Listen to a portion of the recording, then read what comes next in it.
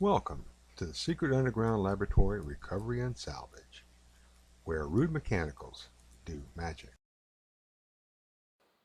Hello, I'm Bronze Age, Director of the Secret Underground Laboratory Recovery and Salvage, and today we're going to be working out of the box. This is part of an old table lamp that's been sent to us for rewiring.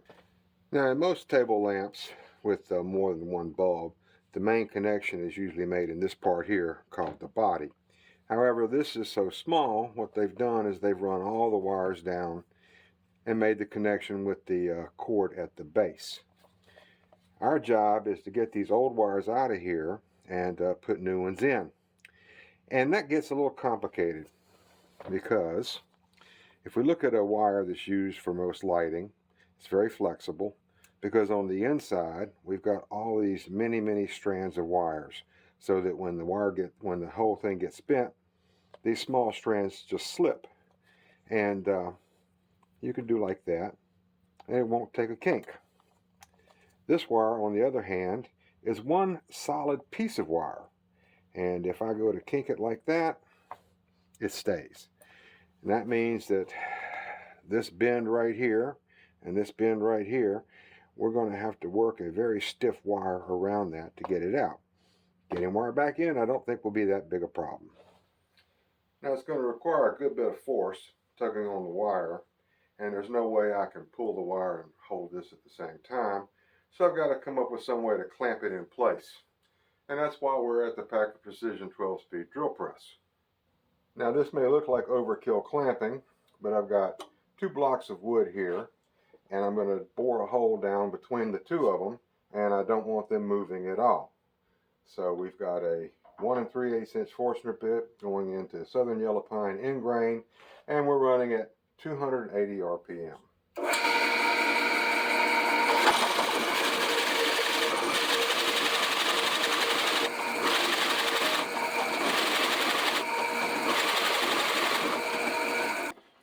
Now I need to create a clearance for the arms so that the 2 pieces will clamp together tight.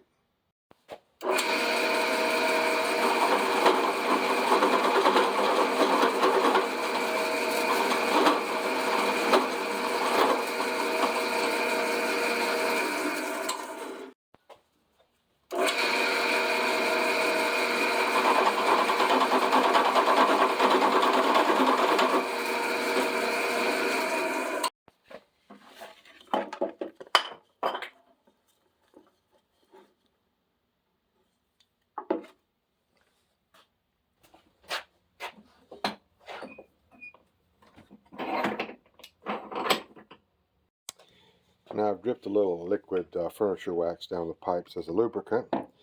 And one good sign is when I wiggle this wire, this one here wiggles as well. So I know that they're not stuck, bonded to the pipe, which that sometimes happens, especially with these cloth jacketed wires. Now the trick here is I've got to push this wire down, which pulls it in that way, catch it, and then bend it back up. And for that purpose, I've got a sharp stick. Man's oldest implement. And as we can see, it is slowly moving. I don't know how good a video this makes, but this is what I've got to do until that wire comes all the way out. And the less wire there is in the pipe, actually the easier it is. Once I'm past that big curve, there we go. That is how it's done. Now on the other side, one of the wires is actually broken off down the side there. So I'm going to try and hold it with the pliers enough to get it up high. But it is coming as well. I'll grab a hold of both of them.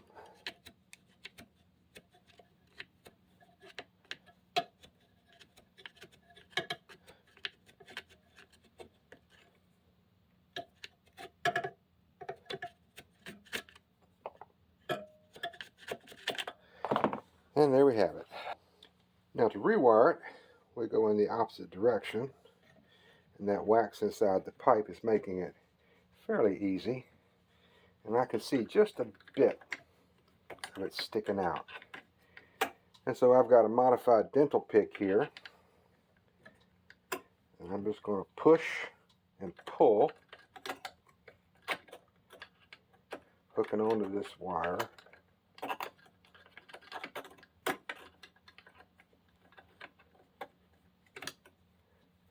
Just a little more.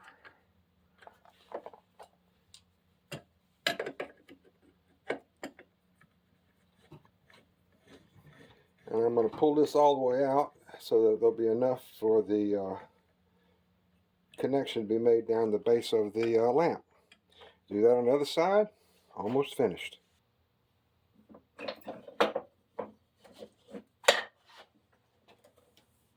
And that is what we call lab magic.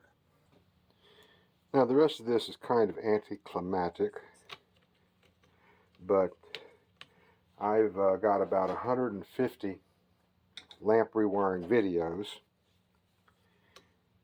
and the one from 3 years ago where the camera malfunctioned gets the most comments, most of them saying, where do all the wires go? So we'll start off with the same thing that I always talk about. First up, as I said in the beginning, lamp wiring is multi-stranded, and that leads to a problem because the National Electrical Code says that stranded wires cannot be put under screw terminals. So in order to get around that problem, we twist the wires tightly. I start pinching it halfway up, and that means I get the end of it actually twisted so I don't have any little whiskers sticking out. And I'm going to put a drop of solder on the tip of these, which is called tinning. It turns these multi-stranded wires into one wire. Just a little drop on the tip is all you need. I try not to get it too much on it because I want it to wrap easily around the screw instead of having to bend it and force it around it. Now the next part of the sermon, wire sold in North America for lamps has these two wires stuck together.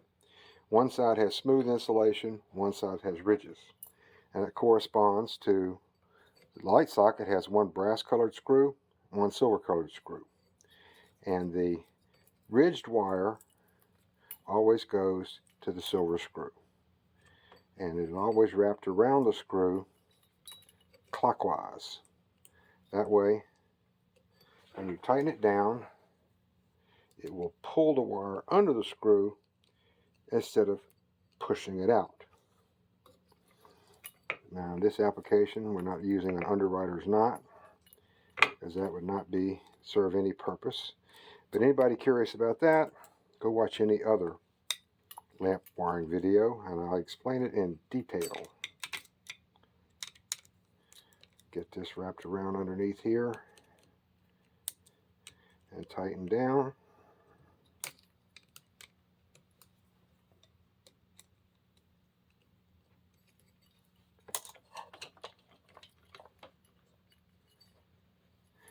And you want to get your chain pointed down. Get our socket on here.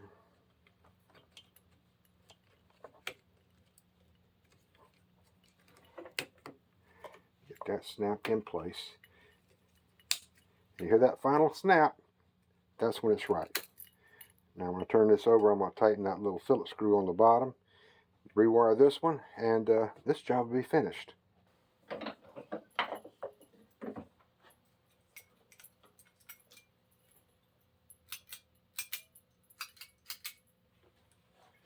Well, this is Bronze Age for the Secret Underground Laboratory Recovery and Salvage, and I thank you for sticking around to share the lab magic with us. If you liked what you saw, please click the thumbs up button. Tell everybody about it. Any questions or comments, be happy to respond. I answer all questions, respond to all comments. On anything about lighting, chandeliers, how you do it, what you shouldn't do, and that sort of thing. And again, I really appreciate you watching. Thank you very much.